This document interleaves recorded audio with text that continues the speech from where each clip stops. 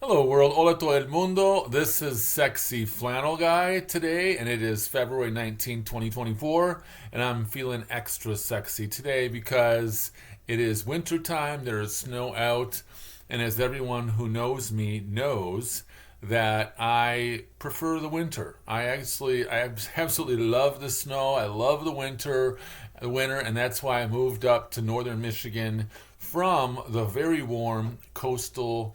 I was in Northern California.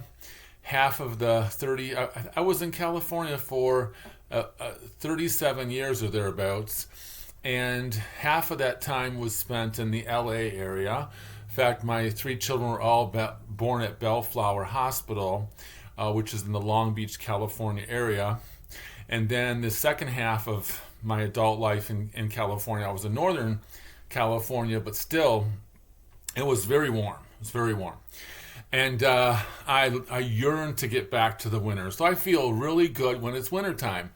And especially this winter because last summer, this was a summer of 2023, I was in Italy, Greece, and Turkey. And the kind of heat that I experienced in Italy and Greece is just, it defies words. It's ineffable. Um, One could not describe accurately what it was like to walk through Pompeii, which was an amazing place. It was my second time to Italy, and both times, in 2017 and 2023, the heat was unbearable. It was difficult to walk, to put one foot in front of the other, and indeed. It's always been that way. The tour guides, they said, is it always been this hot? Because you had these useful idiots saying, oh, climate change, it's hot because of climate change. And, it's the new thing. You gotta, when I grew up, we would have this expression, the devil made me do it. Oh yeah, the devil made me do it. Um, and nowadays, everything is climate change, climate change, climate change. I stubbed my toe, climate change. It's the most overused thing ever. It's ridiculous. But the tour guide, who was an Italian lady with a PhD in history, stopped the tour and said to the folks I was with, no, it's not climate change.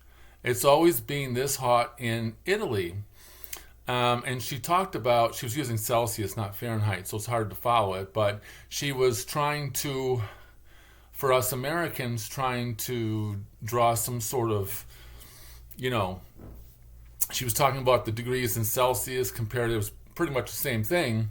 It was, in other words, the takeaway was that it was always oppressively hot in Pompeii, in Italy. But when you grow up with it, when it's part of your life, you're born into it and you're raised in it, you don't feel it as badly as someone like me, who's really a northerner. I was born and raised here in the northern woods in Michigan, in particular the Detroit area. But still, I was raised in the north. And even for me, I lived for a while in Arizona. I lived in a few different states, mostly California. Arizona was difficult. It was difficult for me to breathe in Arizona. And I went almost every year to visit my mother in Arizona in the summertime. I was doing this. I just couldn't walk. And of course, California was too hot for me, but it was bearable. I mean, it was hot, but I could do it, right? Arizona was over the line for me, over the top. And then in Italy and Greece, it was like, whoo, baby. It was really hot. So I'm really happy to be in the winter time with the snow, and this is where I feel the happiest. Now I want to talk. I'm a certified linguist, and I really enjoy listening and observing and analyzing language, not only other languages but my own language. And when I talk about my observations, people are actually entertained by them. So, okay. Now, my language, my American language, is sort of reverting back to a Michigan Canadian sort of accent, the one that I grew up with. My dad was Canadian. And we grew up going across the Detroit River to Windsor and other places in Ontario. And so I was really raised in a binational family. Um, I, I remember one time asking my dad if we were Americans or Canadians, and my dad pointed out the American flag we had at our house and said, "Son, we're an American. I chose to live here. I immigrated to this country." But we still went to Canada a lot. So my heart really is in the north, Canada and Michigan. And it's been reverting slowly. For example, I just said reverting instead of reverting. Before I was saying winter, I should say winter. If I was really up here, I would say winter. So I'm not fully acclimated to my the Michigan, the Great Lakes sort of Midwestern accent that I grew up with, which is my mother language, my mother dialect. Having spending so many years in universities, so many degrees, bachelor's degree, 2 master's degrees, 1 class short of a 3rd master's degree, and a PhD, all that time at university, much of it in California, I developed sort of a spelling pronunciation or an overly educated pronunciation, which is to say, the kind of English language that one would use at conferences. I gave papers at the American Academy of Religion. I presented my research a couple different times. I presented research at the American Anthropological Association. We call it the AAA. My undergraduate is in anthropology. And so for much of my adult life, I was working on publications and haven't had a book published, but articles and so forth. And going to conferences and presenting at conferences, and that's where you really learn to speak with a sort of spelling pronunciation, a higher level of English, higher vocabulary, but nobody really speaks that way on the street, It's sort of a contrived way of speaking that one develops in one's adult life with education, especially being on the West Coast. So what's nice about Michigan is that it's really a blue-collar culture here, which is to say that even if one is highly educated, you still hear the regional accent here. People do not try to eschew their native tongue like you would see in California. But people are entertained, and I'll get on with my story today. So in California, everyone says yes. Yes, yes, yes, yes, yes, yes, yes for the affirmative. Do people occasionally say yep? Sure. Do people understand all the different ways of saying yes in American English? Of course they do. We watch TV, we watch the movies, we listen to radio, we hear all of it. No matter no matter which of the 50 states in which you reside in. I was trying to use that dangling preposition, and it didn't work out too well. But no matter what your home state is, you understand all the different ways of saying yes. But in California, the standard way of saying the affirmative would be yes. In Michigan, it's yep. Yep, yep, yep, Y-E-P, yep, yep. I hear it at school. I'm working in a high school. I know I did retire, but I decided to work for just some extra income. And I'm, back in education because that's what I do. Educated people. Yep, yep, yep, yep. Everywhere you go, yep. Whether it's the auto mechanic in town here, I'm living in a town with 5,000 people. Californians would call it a village. Everywhere you go, yep, yep, yep, yep. So yep is standard in Michigan. Now, what I'm noticing here is that the younger people are saying yup, yup, yup. Now, my Michigan ear, remember I left Michigan when I was 19 years old, so I've been away, I've come back. It's like a divorce and a sort of remarriage sort of situation, because I've been around, lived in a couple of foreign countries for quite a while. I've lived abroad, I've lived in different states, and mostly in California. When I came back to Michigan a year and a half ago, I was looking at my home state and the Great Lakes with a different pair of eyes and a different pair of ears. I was listening. I was listening and I was watching with a sense of clarity that I simply did not have growing up because I was in the milieu. I was in the stew. I was just part of it. And I was on the inside like a goldfish in the water. My whole world was the goldfish bowl. But having been outside of the state for much of my life, the majority of my life, and having visited 26 countries and learning all these different languages and how people think abroad and elsewhere, suddenly I come back to my home state, my home region, with a different take on it. I'm looking at this very clearly. And I think I bring up observations to people, secretaries, teaching colleagues, and so forth that they'd never thought of, because I'm sort of an outsider now. I'm an outsider that came home, but I'd been away from home for quite a long time. And so everyone says yep here. Michigan, yep, yep, yep, yep. In California, yes, yes, yes, yes. Yes, of course, would be a very formal spelling pronunciation. Well, not spelling pronunciation. Yes, there's no other way to say yes. Yeah, everyone says yes if you use the word yes. But everyone says yep here. Now, to my Michigan ear, the word yoop sounds like the UP. It sounds like Michigan's Upper Peninsula. But sure enough, there's an 18-year-old living next door to me. There is another young man that's a grandson of a 82-year-old living near me. There's a 22-year-old that grew up here that does carpentry work for me. I teach in the high school, the local high school, all of whom, pretty much, most of them have been born and raised here.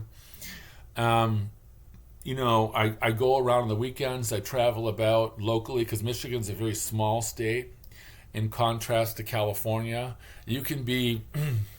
In a half an hour, I can be to any number of other towns, villages. Give me an hour, and I can be to big places. Give me an hour and a half, I can be in Traverse City. Hour and a half, I'm at the Big Mac, the Mackinac Bridge. Basically, Michigan's a very small state by vehicle. Whereas California, where I was living, I was 6 hours from LA. LA was a long distance from San Diego because of traffic. It may have been 2 hours at 2 o'clock in the morning at 80 miles an hour, but you have to maneuver around the traffic between LA and San Diego. My wife and I sometimes, I was married then, we would, living in LA, we would go to San Diego just to enjoy the weekend before the kids started coming. We got really busy, and we had to plan everything around the traffic. And then if you're in the San Francisco Bay Area, trying to get to the north, to Oregon, the Oregon border, which is north of San Francisco, of course, again, it's hours, and I don't know how many hours, but to drive anywhere in California would take extensive planning, just a lot of planning. Whereas Michigan, you hop in your car on a Saturday morning and anywhere in the mitten, you can be anywhere in the mitten. Now, if you go to the UP, a little more planning, because it might be 2.5 hours to get to Paradise, which is in the UP.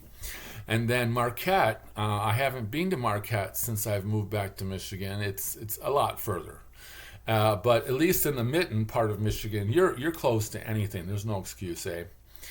So the word Yoop sounds to me very much like the Upper Peninsula, but alas, things have changed.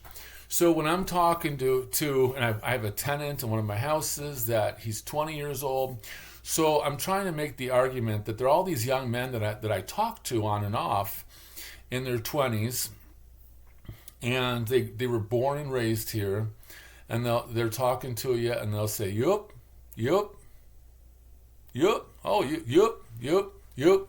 They don't say yep. It seems like it's generational. I don't hear a lot of people in their 40s, 50s, and 60s saying yoop, yoop. I hear people that are 18, 20, 22, 24 saying yoop, yoop. So this is a language change. It's happening right in front of us. Now, I don't know I don't know how aware people are of their own language. I really wasn't growing up. I don't know why all these young men that I have occasion to speak with from time to time consistently say yup, yup. Um, I asked one of them, I said, I noticed you say yup instead of yep. And just curious. I mean, I think it's really cool because I want to support that. You don't want to change someone's dialect. You don't want to make them self-conscious. You want to. I'm even reluctant to bring up the way people talk because I don't want to alter the way they talk through self-awareness. I think regional dialects are really rich and they're just really rich. They're really beautiful, and so I don't want to alter them. I'm like, if you watch Star Trek. The prime directive was not to change the worlds you went into. You were trying to get in and get out, or you're trying to costume yourself if you were in Star Trek so you wouldn't alter the culture. So as an anthropologist, I was initially trained as an anthropologist. We were also trained to not try to alter local culture, almost like Star Trek-esque. So but if I think I can ask about the yup instead of the yep, I will ask. And I say, I really think it's cool the way you say yup. It's really cool. But why do you say yup and not yep? The answer I get is, I don't know. I get a non-answer. They don't know because, language changes organically. Regional variations are organic. They change slowly through time. They don't know. That's an honest answer. I don't know. That's a completely honest answer. Now, the thing I grew up with, is a very Michigander thing. Actually, there is a fellow in Wisconsin. He's sort of a comedian, and he likes to use a very rural Wisconsin accent. He says, So when I first moved to California, I was in Arizona prior to California, and I'm trying to get through the grocery store, get through crowds, or I might bump into someone. I may try to get through someone where you would say, excuse me. I said, oh. Nothing happens. And I'm standing there and they don't move out of the way for me. They don't know why I'm saying, It took me a long time. It took me about 6 months when I was a young person, initially in Arizona and thereafter in California. No, I was in California, then I was stationed in Arizona. I was in the Army, and then I went back to California. So California, then Arizona. And I realized people don't respond to So can mean I need to get through, please, excuse me. Can mean I bumped into you by accident. I'm sorry I bumped into you. It's a thing that's used in crowds. I'm not hearing it as much anymore. I'm not hearing it as much in Michigan. Now, my radar is not really out because, there aren't any crowds where I live. I mean, it's never the case where the grocery stores are so crowded that I have to get through people. And I don't really bump into people. After COVID, people learned to stand further back from each other. We don't stand as close to each other in lines anymore like we did previously. I think in order for me to test I would have to, and it's a Great Lakes upper Midwestern dialect. It's not just Michigan.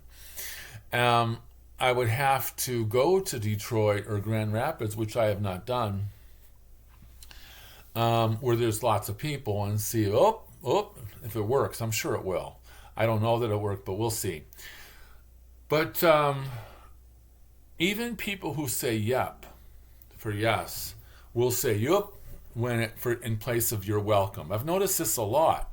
Matter of fact, I was at Family Fair today, and the cashier lady, she's very nice. She's about 20 years old. And she was talking to this person, and she thanked the customer for something. And in lieu of saying, you're welcome, the customer said, yup. And this would have been a person who's in the age range like mine that would probably says yep. I don't know her personally. And then I intentionally, when I came through the line, I intentionally complimented her because I wanted to, in lieu of saying, you're welcome, say, yup. and see how she responded. And so I complimented her. She said, "Well, thank you. That was very nice of you." And I said, "Yup." And she smiled at me. So she took the "yup" as a "you're welcome." Now, I'm not basing this observation just upon Today in Family Fare, but I've been watching this. I've been here for over a year and a half now. And I've just noticed this a lot, that in place of "you're welcome," you say "yup, yup." And even if you say "yeah." Now, I want to get to the issue of hi, because all across America, and indeed in the Anglosphere, you'll hear the word hi for a greeting. Hi. And I would submit to you, I actually did a little bit, I wrote a paper about this at uni, and about the word hi, because the word hello used to be common before hi. How did we go from hello, or hello, American is hello, to hi? The movies. It's Hollywood. So we started at a certain time in history. It escapes me now, but I was taking filmography, a class in film. It was a very fun class, and I was listening to the way language was developing, even though I was just watching movies for the film critique class. But I had a linguistics class prior. I had a dialectology class prior to my film class. So I was coming out of the film dialectology class, and I was going to my film class. And what was I listening to? The way English was being used in America over time.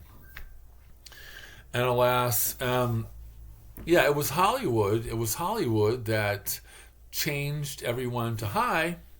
Now, here's the thing. People can say hi or hello. They don't know why they're saying it. Like, you walk up to someone. Why do you say hi instead of hello, or hello instead of hi? We don't know. The mind is working really fast. Those are both options for us in the English-speaking world. Now, but we didn't say hi before Hollywood started to pass it around. And so subconsciously it got into our language. Now, when you ask people who, I've asked people sometimes, catch them off guard. I've noticed that you never say hello, you say hi. You always say hi. Well, why do you choose hi over hello? And they look at you like you're from Mars, because it's an odd question to ask. And then they'll say, the honest is, I don't know. What do you say? This is the honest response. Now, if this is a person that I know, an acquaintance I see at work a lot or something, I might say, that's good. It's good. Of course, you don't know why you say what you say half the time, which word you use. It's a question of pragmatics, right? But I'll say, I'm going to ask you in a couple days. Next time I see you, I'm going to ask you why you're saying hi instead of hello. And the guy will say, okay, whatever. And then next week you'll talk to the man, and in my case, and say, hey, did you think about why you say hi instead of hello? And the answer I get this is not a scientific thing. It's not a standardized test. I haven't asked 100,000 people. But this is anecdotal to some extent. I walk around listening to people and asking questions. The answer I usually get is, hi seems like more upbeat and friendly. It's like, hi, it seems more upbeat. That's the response I get from people who are upbeat, like upbeat, high energy people. Hi, now if the person is not an upbeat person, just sort of succinct, even terse, and doesn't have much personality, the answer will be, I don't know. They never know. They just say hi instead of hello. But the people that are upbeat, they'll say, hi just sounds more woohoo, more upbeat, more, lively. And I even made myself lively to demonstrate the word hi. So where does this come from? Why, this is a perception. It's not true or false. Is hi more upbeat and lively and friendly than the word hello? I think not. This is a perception. Where do we get this perception from?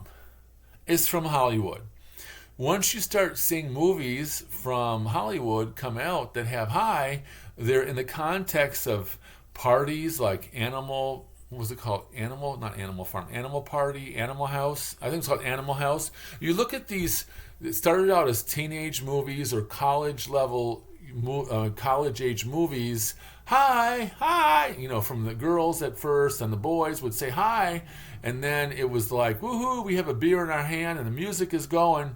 And then it sort of permeates because the perception has been created that hi is lively and fun, whereas hello is more hello.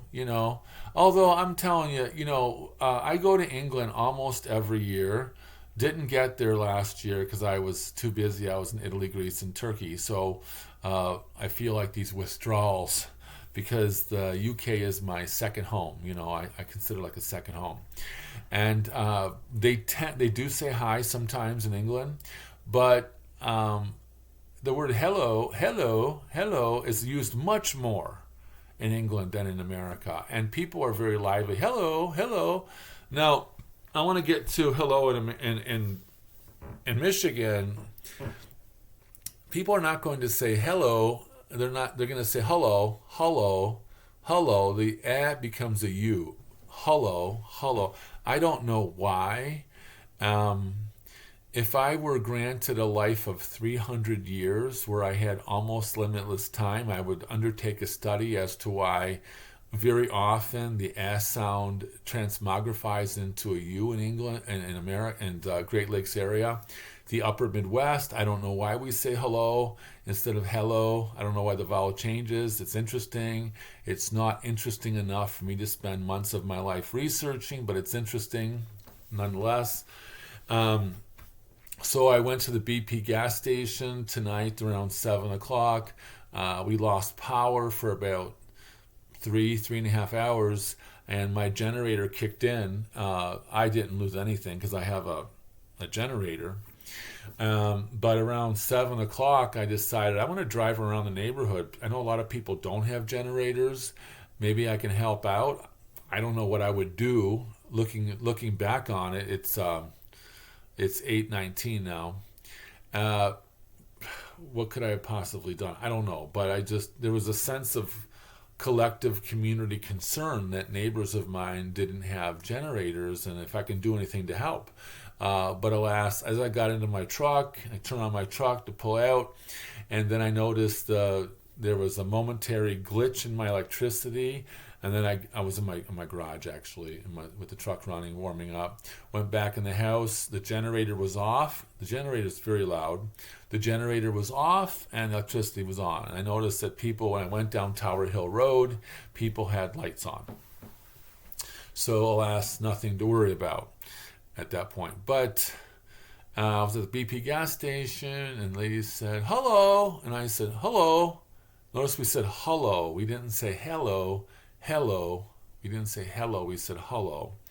And then she said, how's everything going at the high school? And I go, oh, it's going good, right? I didn't use my California highly educated, oh, it's going well. When I say it's going well, that marks me as an outsider. If I were to talk that way all the time, it just marks me as an outsider. So instead of saying, oh, it's going well, I should say, oh, it's going good. Instead of going, it's going. The ings are never pronounced in the upper Midwest. We don't say going. We say going. It's going well. It's going good. I'm still having a hard time with ings. I pronounce my ings far too much. I'm making a conscious effort to switch back to my native dialect and to say going, singing, talking. Right away, I got rid of the talking. I was saying talking with a spelling pronunciation. That's also the way it's pronounced west of the Rocky Mountains. So if you go to California, Oregon, or Washington, you're going to hear talking, walking, singing, right? And when you come to the upper Midwest, you're going to hear talking, singing, walking. It's an in, it's not ing. So, but the ing still comes through for me because I spent a year of my life when I was 19 trying to fit in.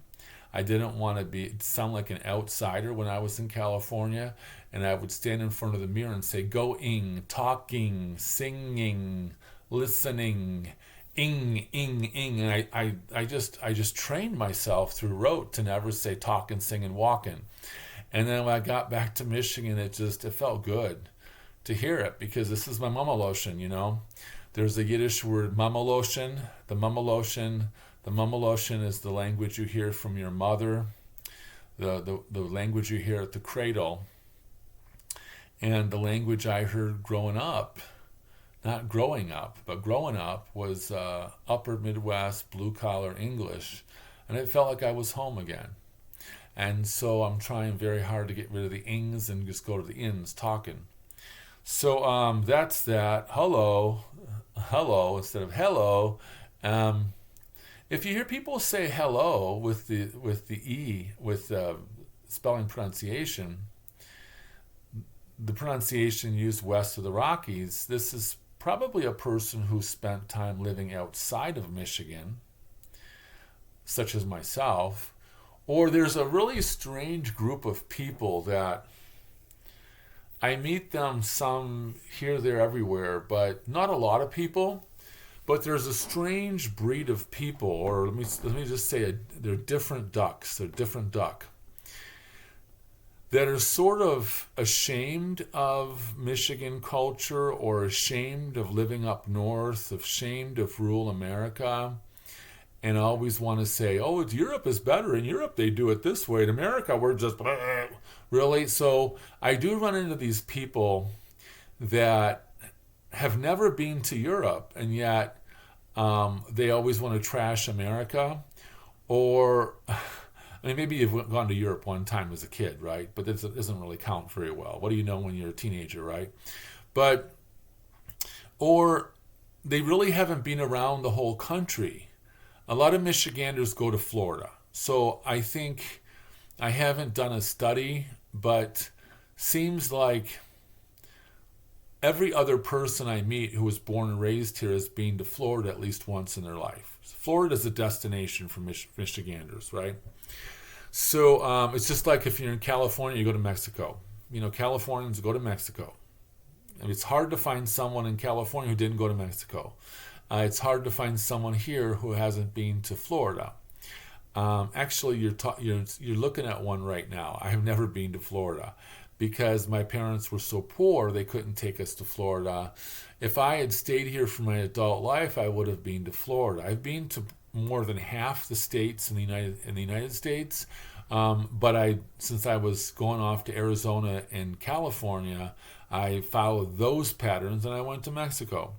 I didn't go to Florida. But a lot of these people are not well traveled, and yet they have these very strong pejorative judgments against their own dialect and their own people. It's really odd to me. In fact, I find it quite repugnant that people who live in rural America, small town America, up north Michigan, who are not well traveled, they're not well traveled domestically, they're not well traveled internationally, they're just pretty much here, which is fine. My family growing up was very poor. There were 6 of us. My dad was an auto mechanic. My mom was a stay-at-home mom.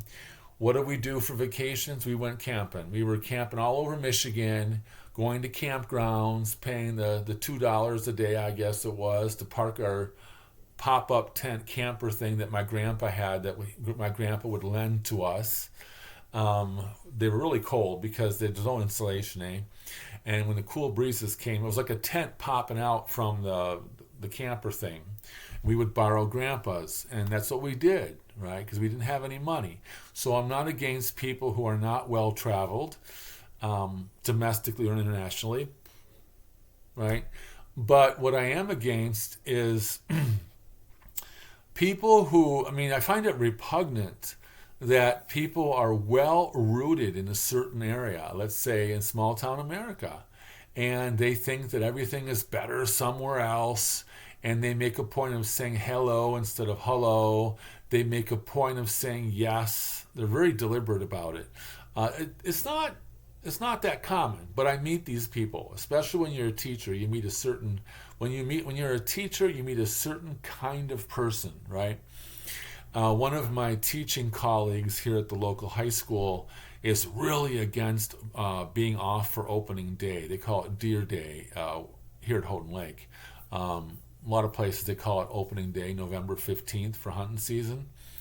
And we don't. I said, why don't we get the day off for opening day here at this school? All of the local schools have it off. Roscommon High School, Lake City, McBain, Harrison High School. All these high schools in the whole area get opening day off. And then she said, oh yeah, Deer Day, Deer Day. Well, we don't worship at the altar of Saint Venison.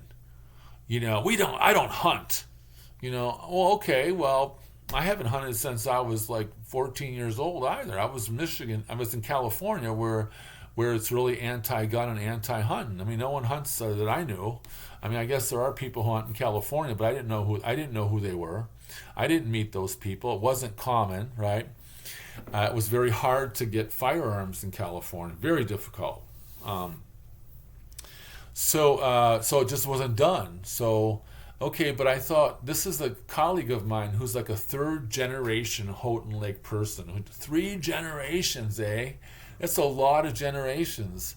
And she, even though we say pop here, everyone says pop, she says soda.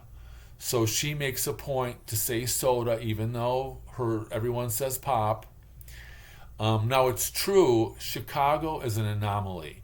If you look at the upper Midwest where we say pop, Chicago is an anomaly. I don't know why in Chicago they say soda, but the person I'm talking about is not from Chicago, eh? She's from this area.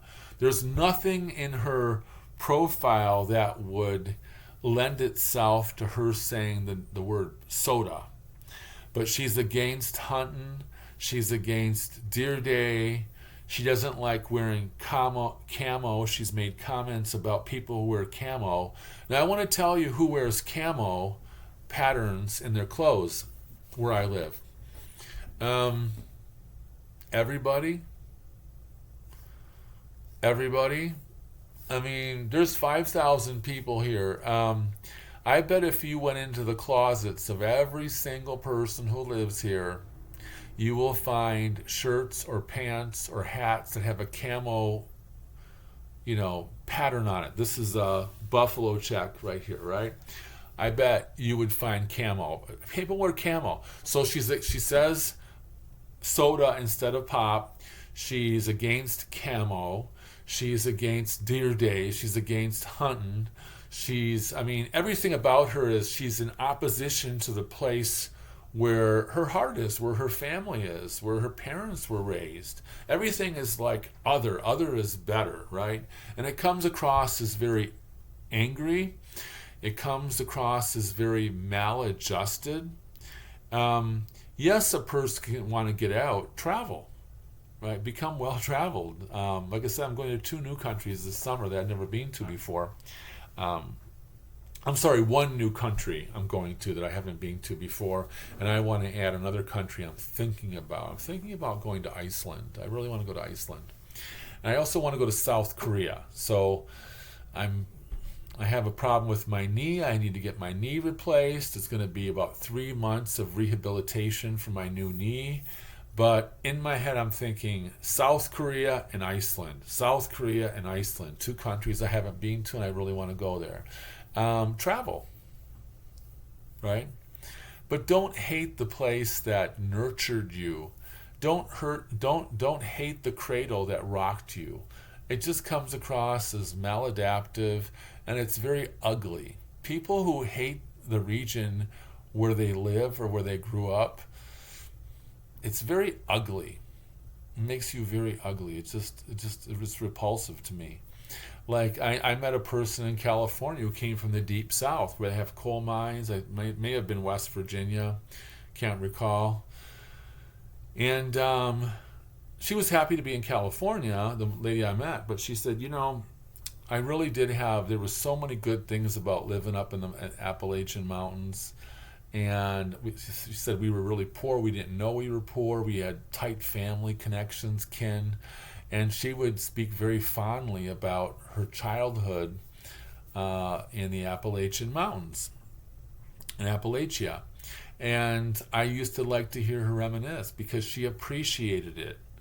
She didn't want to live there as an adult, and that's fine. She had her reasons, and they were good reasons, but um, she appreciated the place of her birth. She appreciated the cradle that rocked her, so to speak. So, I mean, these people who live in northern Michigan who always make a point of sounding different and they want to denigrate the people up here, then why the hell do you live here? Go somewhere else, eh? I mean, it's a big place. There's other states to live in, there's other countries. Most countries in the world do take immigrants. Why would you not choose to be happy? So the bitching, the whining and bitching that people do, that some people do up here, is just whining and bitching. Because pick up your ass and go move somewhere else and be happy, eh? You only have one life as far as we know. Nobody came back to talk about it as far as I know. So we have one life to live. Live where you're happy. I'm really happy here. Talk to you later, and I hope you have enjoyed my random observations from a native son of the upper Midwest who was gone for a long time and came back and continues to look at the whole place from new eyes and with new ears. Goodbye, farewell from the magnificent North.